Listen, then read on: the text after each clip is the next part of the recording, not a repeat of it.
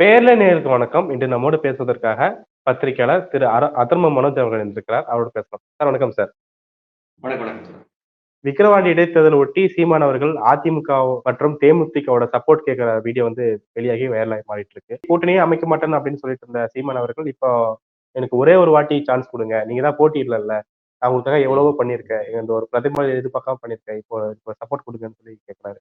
இந்த நிலைமைக்கு என்ன காரணம் நினைக்கிறீங்க? இல்ல அந்த விடயத்துக்குள்ள போறதுக்கு முன்னாடி நான் ஒண்ணு தெளிவுபடுத்த வேண்டியது இருக்கு. கடந்த 14 வருஷமாங்க நாம் இதைத்தான் சொன்னோம். சீமான் மறைமுகமாக அதிமுகவுக்காக வேலை செஞ்சாரு, ஜெயலலிதாவுக்காக வேலை செஞ்சாருன்னு நம்ம குற்றச்சாட்டு வச்ச போதெல்லாம் அப்படி நாங்க பேசினதே கிடையாதுங்க அப்படின்னு சீமானும் சொன்னாரு. அவங்களுடைய தம்பிகளும் முட்டு கொடுத்தாங்க. எங்க ஒரே ஒரு ஆதாரத்தை கொடுங்க பார்ப்போம், எங்க அண்ணன் அதிமுகவை ஆதரிச்சாருன்னு. நாங்க திமுக எதிர்த்து பிரச்சாரம் பண்ணாங்க. அது உங்க கண்ணுக்கு அதிமுக ஆதரவு தெரிஞ்சா நாங்க ஒண்ணும் பண்ண முடியாதுங்க அப்படின்னு இத்தனை ஆண்டுகளாக பேசிட்டு இருந்த இவங்களே இன்னைக்கு ஆமா நாங்க அதிமுகவுக்கு முட்டு கொடுத்தோம், தேமுதிகவுக்கு முட்டு கொடுத்தோம் அப்படிங்கிறத வெளிப்படையா ஒத்துக்கிறாங்க. இதுல என்னன்னாங்க, சீமான் அதிமுகவுக்கு முட்டு கொடுத்தாரு அப்படிங்கிறது பரவலா எல்லாத்துக்கும் தெரியும். ஆனா என்னன்னா இவர் தேமுதிகவுக்கெல்லாம் ஆதரவா பிரச்சாரம் பண்ணிருக்காரு அப்படிங்கிறத இன்னைக்கு இவர் தான் உலகத்துக்கே சொல்லியிருக்கார். இது ஒரு பக்கம். இன்னொன்னு என்னன்னா, இந்த விக்கிரவாண்டி இடைத்தேர்தலுங்க அதிமுக போட்டியிடல, தேமுதிக போட்டியிடல. அதனால அவங்களுடைய ஆதரவு நீங்க கேட்டீங்கிற லாஜிக்க ஏதோ ஒரு வகையில ஓகேன்றுவோம். ஆனா என்னன்னா, நமக்கான பொது எதிரி பாஜக. ஆக அந்த பாஜக கூட்டணியில் அங்கம் வகிக்கக்கூடிய பாமகவுக்கு ஓட்டு போடாதீங்க. ஆக பாஜக கூட்டணியை வீழ்த்துவோம் வாரீர், அதற்கு எனக்கு ஆதரவு தாரீர் வாரின்னு நீங்க அழைச்சிருந்தீங்கன்னா நீங்க ஒரு தமிழ் தேசியவாதி. ஆனா அந்த இடைத்தேர்தல்ல பாஜகவும் கூட்டணி சார்பாக போட்டியிடுது. பாஜகவை வீழ்த்துறதுக்காக இவர் அணி சேர்க்கல. ஆனா திமுக வீழ்த்துறதுக்காக அணி சேர்த்துட்டு திமுக தான் இவருக்கான பொது எதிரியாம். இதே சீமானுங்க கடந்த 3 மாசம் 4 மாசத்துக்கு முன்னாடி விஜயலட்சுமி சென்னை வந்த போது என்ன பேசினாருன்னா, எங்க திமுக எங்க பங்காளி கட்சிங்க, நாங்க எங்களுக்குள்ள அடிச்சுக்கிறது பங்காளி சண்டைங்கன்னு பேசிட்டு இன்னைக்கு திமுக இவருக்கு பொது எதிரியாம். இது எல்லாத்தையும் தாண்டிங்க நீங்க இங்க இருக்கக்கூடிய அதிமுக, தேமுதிக, பாஜக, நாம் தமிழரு இத்தனை பேர்த்துக்குமான பொது எதிரியாக திமுக மட்டும் இருக்குன்னா திமுக எவ்வளவு பெரிய கட்சி இங்க அப்படிங்கிறத இன்றைய இளைஞர்கள் புரிஞ்சுக்கணும். இன்றைய இளைஞர்களுக்கு திமுகவுடைய வரலாறு தெரியாம இருக்கலாம். ஆக இத்தனை கட்சிக்கு ஒண்ணு சேர்ந்துதான் திமுகவை எதிர்க்க முடியும். இத்தனை கட்சிகளுக்கான பொது எதிரியா இங்க திமுக இருக்குன்னா திமுக தான் இந்த மண்ணினுடைய மிகப்பெரிய கட்சி அப்படிங்கிறத சீமானே இன்னைக்கு இளைஞர்களிடம் பறைசாற்றி இருக்கார் அப்படின்னு தான் பார்க்க வேண்டியது. அதான் கண்டினியூஸா திமுக எதிர்ப்புல இருந்துதான், திராவிட எதிர்ப்பு திமுக எதிர்ப்புல இருந்துதான் சீமான் வாழ்ந்துட்டு வரதான் பார்க்க முடியுது. முன்னாடி எல்லாம் அதான் நமக்கு தெரிஞ்ச வரைக்கும் அதிமுக சார்பா ஒர்க் பண்ணுவாரு, டம்மி கேண்டிடேட் போடுவாருன்னு சொல்லி மறைமுகமான ஒரு பேச்சுகள் இருந்துட்டே இருக்கு. இப்ப வெளிப்படையாவே நான் ஒர்க் பண்ணியிருக்கேன், எனக்காக ஓட்டு போடுன்னு சொல்லி அறிவிக்காதன்னா தன்னை ஒப்புவித்துக் கொண்டு அந்த தேர்தலை சந்திக்கிறத நீங்க எப்படி பாக்குறீங்க? இல்ல அதான், ஏன்னா பொதுவா அதிமுக ஒரு தேர்தல்ல பாய்காட் பண்றத அவ்வளவு எளிதா நம்ம பார்க்க முடியாது. இத்தனை ஆண்டு கால வரலாற்றுல சீட்டே இல்லாமல்லாம் அதிமுக தோத்துருக்கு. ஆனா எங்கேயுமே பார்ட்டிசிபேட் பண்ணாம இருந்தது கிடையாது. தமிழ்நாட்டின் 2வது பெரிய கட்சின்னு சொல்லக்கூடிய அதிமுக இந்த தேர்தல நிக்காம போனது அதிமுகவுடைய பலவீனத்தை காட்டுது. ஆக இந்த தேர்தல் அதிமுக நிக்கலங்கிற காரணத்தால் அது மிகப்பெரிய சதவீதத்தை உடைய வாக்கு வங்கி அதிமுகவுடைய ஓட் பேங்க்ங்கிறது. ஆக அது தனக்கு வந்துட்டா எப்படியாச்சும் ஜெயிச்சிடலாமே அப்படிங்கிற அந்த நப்பாசி வெளிப்படையா இந்த உண்மையை ஒத்துக்குவாங்க. இத்தனை வருஷமா வெளிப்படையா பேசல. இப்ப வெளிப்படையாக அதிமுக தொண்டர்களிடம் நீங்க ஓட்டு போடணும்னா அதிமுக ஓட்டு போடணும். அந்த அதிமுக சீன்லயே இல்ல இடைத்தேர்தல்ல.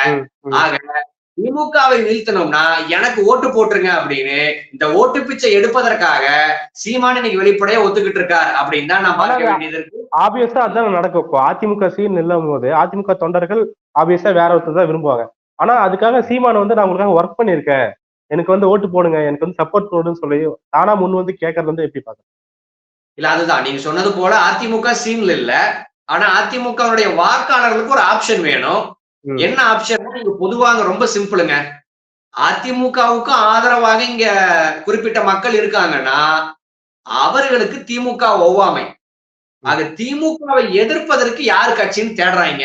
இப்போதைக்கு அதிமுக இருக்குப்பா, நம்ம அதிமுகவுக்கு ஓட்டு போடுவோம் அப்படிங்கிற சதவீதமுடைய மக்களும் இங்க இருக்காங்க.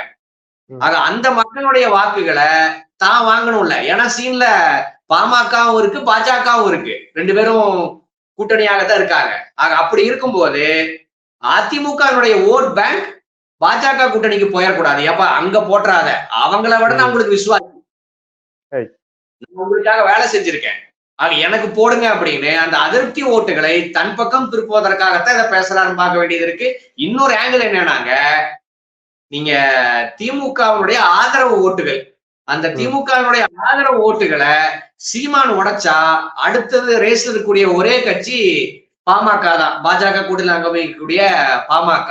ஆக அதற்காகவும் இந்த மெனக்கெடுதல் இருக்கலாம் அப்படின்னும் சந்தேகப்பட வேண்டியது இருக்கு. எந்த விதத்துல அது திமுக ஓட்ட உடைக்க முடியும்னு நினைக்கிறீங்க? இல்ல, இந்த குறிப்பிட்ட இந்த விடயத்தை விடுங்க. நான் அதிமுகவுக்கு வேலை செஞ்சேன், திமுகவுக்கு வேலை செஞ்சேன் அப்படிங்கிற சீமானினுடைய இந்த வார்த்தைகள்ல திமுகவினுடைய வாக்குகளை உடைப்பதற்கான கண்டென்ட் இல்லை. இது முழுக்க முழுக்க அதிமுகவினுடைய ஓட் பேங்குக்காக பேசப்பட்டது.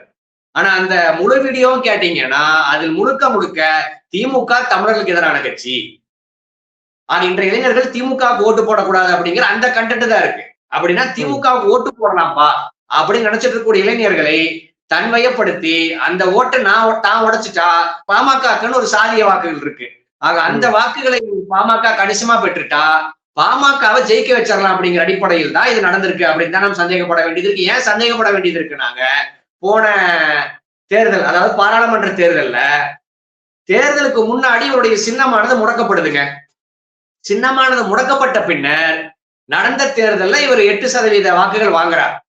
ஆக சின்னமானது முடக்கப்பட்ட போது சின்னத்தை பாஜக முடக்கிருச்சுன்னு பேசின இவரு ரிசல்ட் வந்த பிறகு அந்த சின்னமும் எனக்கு கூடுதல் பலமாக இருந்திருந்தா இந்த 8%ங்கிறது 15%ஆ போயிருக்கலாம். ஆனா இந்த பாஜக காரங்க அதை தடுத்துட்டானுங்களே அப்படிங்கிற கோவம் வெளிப்பட்டு இருக்கணும்ல. ஆனா அந்த கோவம் வெளிப்படவே இல்லை. மாறாக இந்த பக்கம் அண்ணாமலை பாராட்டுறாரு, சீமான் சிறந்த ஆளுமை மிக்கவர்னு அண்ணாமலை பாராட்டுறாரு. இந்த பக்கம் சீமான் தரப்புல இருந்து பாஜக எதிர்ப்பு கருத்துக்கள் எதுவுமே வரல. ஆக அவருடைய அஜெண்டாவானது திமுகவுடைய வாக்கு வங்கிகளை குறைக்கணுங்கிறதா. சீமான் 8% வந்தனால சீமான் முதலமைச்சர் ஆயிடுவார்ப்பா அப்படின்னு அவங்க நினைக்க மாட்டாங்க, தொண்டர்கள் நினைக்கலாம். அவங்களுக்கு என்னன்னா, பாத்தீங்களா திமுகவுக்கு போகக்கூடிய இத்தனை வாக்குகளை நான் உடைச்சு எடுத்திருக்கேன் அப்படிங்கிற இந்த பேரம் தான் நாம் தமிழருக்கும் பாஜகவுக்கும் திரைமறைவுல நடக்கும். இந்த தேர்தலில் அவங்க நிற்பதோட திமுகவுடைய வாக்குகளை உடைப்பதற்காகத்தான், அதற்கான வேலையில தான் அவங்க ஈடுபட்டு இருக்காங்க. அதனாலதான் பொது எதிரி திமுகன்னு சொல்ல முடியுது. நீங்க நம்ம தமிழ்நாட்டு வாக்காளர்களா நின்று பார்ப்போம், திமுக மேல அதிருப்தி இருக்கட்டும், அதிமுக மேல அதிருப்தி இருக்கட்டும், ஆனா பொது எதிரின்னு வரும்போது பாஜக தானே தமிழர்களுக்கான பொது எதிரி. ஆனா இவரு உங்களுக்கு, எனக்கு, அதிமுகவுக்கு, தேமுதிகவுக்கு அத்தனை பேர்த்துக்கும் திமுக தான் பொது எதிரி அப்படின்னு ஆரியத்துக்கான, பாஜகவுக்கான, RSSக்கான பொது எதிரியாக இருக்கக்கூடிய திமுகவை ஒட்டுமொத்த தமிழர்களுக்கான பொது எதிரியாக மாற்றுவதற்கு இவர் முயற்சிக்கிறாருன்னா, இவர் திமுகவுக்கு எதிராக வேலை செய்யக்கூடிய பிஜேபியின் பி டீம் அப்படிங்கிறது மீண்டும் நிறுவனமாயிருக்கு அப்படின்னு தான் நான் பார்க்க வேண்டியது இருக்கு. ரைட். இப்போ மக்கள் மத்தியில போயிட்டு யார்ட்டாவது கேட்டோம்னா அவர் வந்து தனியா நிக்கிறாரு, தனியா வந்து தமிழர்களுக்காக குரல் கொடுக்குறாரு, தனியா நிக்கிறதுக்காக நாங்க ஓட்டு போடுறோம் அப்படிங்கிற ஒரு கூட்டம் இருக்கிறத நம்மளால பார்க்க முடியும், ஒரு ஓட் பேங்க் இருக்கிறத நம்மளால பார்க்க முடியுது. இப்போ கூட்டணிக்காக கேட்கறதுன்றது, என்ன ஒரே ஒரு வாட்டி சான்ஸ் கொடுக்குறதுன்றது அந்த மக்கள், அவரை நம்பி இருக்கிற மக்கள் மத்தியில எந்த மாதிரியான தாக்கத்தை ஏற்படுத்தி நினைக்கிறீங்க?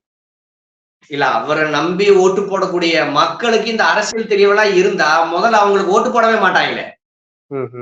வெறுமனே ஜனரஞ்சகமாக அவர் யூடியூப்ல சூப்பரா பேசுறாருப்பா, கூஸ்பூம்ஸ் எல்லாம் வருது அப்படின்னு, இதன் அடிப்படையில் மட்டும் சீமானுக்கு ஓட்டு போடக்கூடிய அரசியலினுடைய அனுபவம் இல்லாத, அரசியல் அறிவில்லாத ஒரு கூட்டம் தான் இவங்களுக்கு ஓட்டு போட்டுட்டு இருக்கு. நீங்க அவர்களிடம் போய் இதெல்லாம் நம்ம எதிர்பார்க்க முடியாது. அவங்க இதுக்கும் கைதட்டுவாங்க, இதே சீமான் மோடி ஆதரிச்சாலும் அதுக்கும் கைதட்டுவாங்க. இப்படியான ஆட்டு மந்தைகள் தான் பெரும்பான்மையாக சீமானுக்கான ஃபாலோயர்ஸா இருக்காங்க. இவங்க இதெல்லாம் அனலைஸ் பண்ணி, என்னப்பா நேத்து இப்படி ஒண்ணு சொன்னீங்க, இப்படி இப்போ ஒரு ஸ்டாண்ட் எடுக்கிறீங்களா அப்படின்னு இதெல்லாம் அனலைஸ் பண்ணி சீமானை கேள்வி கேட்கக்கூடிய இடத்துல இவங்க இருந்திருந்தா சீமான் இவ்வளவு தமிழர்களோட செயல்பாடுகளில் ஈடுபட மாட்டாரு. அந்த புள்ளியிலே அவர்கள் கிடையாதுங்க. ஏன்னா இன்னைக்கு இதை பேசினா கூட நாளைக்கு ஒரு ஸ்டண்ட் அடிச்சு கைதட்டல்கள் வாங்கி அந்த இளைஞர்களுடைய மூளையை செலவு செய்யக்கூடிய வேலையை இவர் தொடர்ச்சியா செஞ்சுட்டு இருக்கார். அதில் இவர் நிபுணத்துவம் பெற்றவராகவும் மாறிட்டார். ஆக அந்த இளைஞர்கள் இதையெல்லாம் அனலைஸ் பண்ணக்கூடிய புள்ளி இல்ல அப்படிங்கிறது தான் கலை யதார்த்தம். அதனாலதான் ஒரு குழப்பம் இன்னும் ஓடிட்டு இருக்கு. இந்த தேர்தல் அப்ப வந்து விஜய் கூடயும் கூட்டணிக்கிறதுக்கான ஒரு வாய்ப்பு இருக்கிறது தான் அவர் வெளிப்படுத்தியிருந்தாரு. இந்த மாற்றத்துக்கு என்ன காரணம் நினைக்கிறீங்க? விஜய் ஃபர்ஸ்ட் அரசியலுக்குள்ள வரும்போதே அவர் கிட்ட இருந்த, சீமான் கிட்ட இருந்த இளைஞர் ஓட்டு தான் டார்கெட் அப்படிங்கிற வாதம் முன்வைக்கப்படுது. அதை தவிர்க்கிறதுக்காக இப்போ விஜய் கூட கூட்டணி அப்படிங்கிற ஸ்டாண்ட் எடுத்திருக்காங்க. இல்ல, நீங்க இதே விஜய்ங்க அரசியலுக்கு வரப்போகிறேன் அப்படின்னு அறிவிச்சு அடுத்த நாள் சீமானுடைய பிரஸ் மீட் எடுத்து பாருங்க. அதுல அதிதீவிரமான விஜய் எதிர்ப்பு இருக்கும். நடிகர்கள்லாம் நாடாட வந்துட்டா அப்புறம் நாங்களாம் என்ன பண்றது, இந்த மண்ணுக்காக இத்தனை வருஷம் உழைச்சிருக்கக்கூடிய நாங்கள் தான் மக்களுக்கான பிரதிநிதிகள் அப்படி எல்லாம் பேசினார். ஆனா கொஞ்சம் கொஞ்சமாக தேர்தல் வந்த உடனே நாங்க கூட்டணி வைக்க தயார், விஜய் என்னுடைய அன்பு தம்பி அப்படின்னு உருட்டுவதற்கான காரணம் என்பது நீங்கள் சொன்னது போல அப்போ ஒரு பயம் இருந்துச்சு. நம்முடைய வாக்கு வங்கி அப்படியே விஜய் உடைச்சிருவாருன்ட்டு. ஆனா அந்த விஜயை அரசியல் களத்துல இருந்து தவிர்க்க முடியாதுன்னு தெரிஞ்ச உடனே இனி அப்படியே சரண்டர் ஆயிருவோம் அப்படிங்கிற அடிப்படையில் சரண்டர் ஆயிருக்கார் அப்படிங்கறதுதான் உண்மை. ஆனா விஜய்க்கு, விஜயனுடைய தரப்புக்கு உண்மையிலேயே அரசியல் அறிவானது குறைஞ்சபட்சம் இருந்தா இவரை கூட சேர்த்துக்க கூடாது. ஏன்னா விஜய்க்கு பொதுவாகவே ஒரு அனைத்து தரப்பட்ட மக்களினுடைய ஆதரவு இருக்கு. நீங்க இருக்கக்கூடிய எல்லா மதத்தை சார்ந்தவர்களும் எல்லாருமே விஜய்க்கான ஆதரவாளர்களா இருக்காங்க, ஃபேன்ஸா இருக்காங்க. நீங்க இன்னும் குறிப்பிட்டு சொல்லணும், நாங்க விஜய்க்கு தமிழ்நாட்டுல விட கேரளால ஃபேன்ஸ் அதிகங்க. இன்னைக்கு எப்படி விடுதலை சிறுத்தைகளானது தமிழ்நாட்டை தாண்டி மற்ற மாநிலங்களிலும் தேர்தல்ல பார்ட்டிசிபேட் பண்றாங்களோ அந்த வாய்ப்பானது விஜய்க்கும் இருக்கு. அப்படியான சூழல்ல சீமான் போன்ற போலியான மொழிவரி பேசக்கூடிய நபரை கூட வச்சுக்கிட்டாங்கன்னா விஜயனுடைய ஓட்டு வங்கி தான் பாதிக்கும். இது எல்லாம் கால்குலேட் பண்ணி சீமானோடு நாம் இணைஞ்சா அது நமக்கு தான் பின்னடைவு அப்படிங்கிறத விஜய் புரிஞ்சுக்கணும். இதுல என்னன்னாங்க, சீமான் மட்டும் விவரமா இவருக்கு முன்னாடி யார் யாரெல்லாம் அரசியல் களத்துல இருந்தாங்களோ அவங்க கூட சேர மாட்டாராம். ஏன்னா அவங்களுடைய நெகட்டிவானது இவருக்கும் சேர்ந்து வந்துருமா. இவர் விவரமா இருந்துக்குவாராம், ஆனா ஃப்ரெஷரா வரக்கூடியவரோடு இவர் சேர்ந்துக்குவாராம். ஆக சீமானுடைய லாஜிக் படி பார்த்தா பழைய ஆளு கூட சேரக்கூடாது, நம்ம ஃப்ரெஷ்ஷா பயணிப்போம் அப்படின்னா இத விஜயும் ஃபாலோ பண்ணா சீமான் கூட சேர முடியாது. ஏன்னா சீமானுக்கு 14 வருஷமாக தேர்தலில் பயணிக்கிற காரணத்தால் பல எதிரிகள் இருப்பாங்க, பல அதிருப்தியாளர்கள் இருப்பாங்க, பெரும்பான்மையான மக்கள் சீமானுக்கு எதிராக இருக்காங்க. அது இந்த பாதிப்பெல்லாம் விஜய்க்கும் அஃபெக்ட் ஆகும்ல. ஆக எப்படி சீமான் தன்னுடைய சுயநலத்தை ஒட்டி மட்டும் யோசிச்சாரோ அப்படியே விஜய் யோசிக்கணும். ஆக அப்படி யோசிச்சா விஜயானவர் சீமான கூட சேர்த்துக்க மாட்டார். ஆக அப்படி யோசிக்கிறாரா அல்லது சீமானினுடைய வலையில் விஜய் வீழ்ந்து வீழப் போகிறாரா அப்படிங்கிறத விஜய் தான் முடிவு பண்ணணும். என்னன்னாங்க, ரஜினி போன்றவங்க அரசியலுக்கு வந்த போது தமிழறிவு மணியனு, அர்ஜுனமூர்த்தி இப்படியான நபர்கள் அரசியல் ஆலோசகரா வந்தாங்க. அதற்கு முன்னாடி விஜயகாந்துக்கு பன்ருட்டி ராமச்சந்திரன் போன்றவங்க அரசியல் ஆலோசகரா பக்கத்துல போய் நின்னாங்க, ரைட் ஹேண்ட் மாதிரி. அப்படி ஒரு நபரானவங்க நமக்கு இல்ல. அப்படி ஒரு நபரா நம்ம சீமான வச்சுக்கலாம் அப்படின்னு கூட இவங்க கால்குலேட் பண்ணுவாங்க. ஆனா இவர்கள் நினைப்பது போல சீமான் அவ்வளவு கோமாளி எல்லாம் கிடையாது. சீமானுடைய நோக்கமானது விஜய் எப்படியாச்சும் ஏமாத்தி அந்த வாக்கு வங்கிகளை தான் அறுவடை செய்யணும் தான் வர்றாரே ஒழிய விஜயை முதலமைச்சர் ஆக்கணும் அப்படிங்கிறது சீமானுடைய நோக்கம் கிடையாது. ஆக நீங்க ஒரு நல்ல பாம்பை கூட வச்சுட்டு இருக்கீங்க அப்படிங்கிறது தான் உண்மை. அந்த எல்லா கால்குலேஷனையும் தாண்டி சார், இப்போ விக்கிரவாண்டி தேர்தல் பொறுத்த வரைக்குமே இப்போ வெளிப்படையா நீங்க எங்களுக்கு சப்போர்ட் கொடுங்க அப்படின்னு கேட்கறது மக்கள் மத்தியில ஒரு சிம்பதி தானே கிரியேட் பண்ண. ஏன்னா அப்படி இருந்தவன் இப்படி ஒரு நிலைமைக்கு ஆளாயிட்டா அப்படிங்கிற ஒரு சிம்பதி கிரியேட் பண்ணி அங்க ஓட்டு வாங்குற விஷயமா வரக்கூடிய வாய்ப்பு இருக்கா? இது எல்லா ஓட்டுக்கெல்லாம் கொஞ்சம் வாங்கலாங்க. ஆனா இது எல்லாத்தையும் தாண்டி திமுக ஒரு ஆளுங்கட்சியா இருக்கு. எனக்கு தெரிஞ்சு ஸ்டாலின் அவர்கள் திமுகவின் தலைவராக பொறுப்பேற்றதுல இருந்து எந்த தேர்தலுமே தோக்கல. சட்டமன்ற தேர்தலாகட்டும், நாடாளுமன்ற தேர்தலாகட்டும், உள்ளாட்சி தேர்தல்கள் ஆகட்டும், நடக்கக்கூடிய எல்லா தேர்தல்களிலுமே 100% வெற்றியை திமுகவானது ரெஜிஸ்டர் பண்ணியிருக்கு. அது இந்த தேர்தலில் நிச்சயம் தொடரும். சீமானினுடைய இந்த எந்த செயல்பாடுகளுமே தேர்தலினுடைய நிலைப்பாட்டை மாற்றாது. நீங்க 1% 2% வாக்குகள் வாங்கலாமே ஒழிய முடிவுகள்ல இது ஒரு இம்பாக்ட் ஏற்படுத்தாது. நீங்க சீமானுடைய வீடியோக்கள் சோசியல் மீடியால பரவுது, எல்லாரும் எடுத்து பரப்புறாங்கனால இது பேசும் பொருளா மாறலே ஒழிய விக்கிரவாண்டி மக்களுக்கே சீமான் இப்படி பேசுறது தெரியாது. அவங்க காலையில வேலைக்கு போயிட்டு 7 மணிக்கு வீட்டுக்கு வந்து உழைச்சு சாப்பிட்டுட்டு தூங்குறவங்க, சீமான் போல கிடையாது. ஆக அவங்களுக்கு இப்படி ஒண்ணு சீமான் பேசியிருக்காரு அப்படிங்கிறது அந்த வாக்காளர்களுக்கே தெரியாது. ஆக அந்த வாக்காளர்கள் மத்தியில இது எந்தவித இம்பாக்டையும் ஏற்படுத்தாது அப்படிங்கறதுதான் உண்மை. போக போக பார்க்கலாம் சார், இந்த சூழல் எப்படி தடம் மாறுது அப்படிங்கிறத நம்ம பார்க்கலாம். நிறைய விஷயங்களை பகிர்ந்துட்டீங்க. மிக்க நன்றி. நன்றி.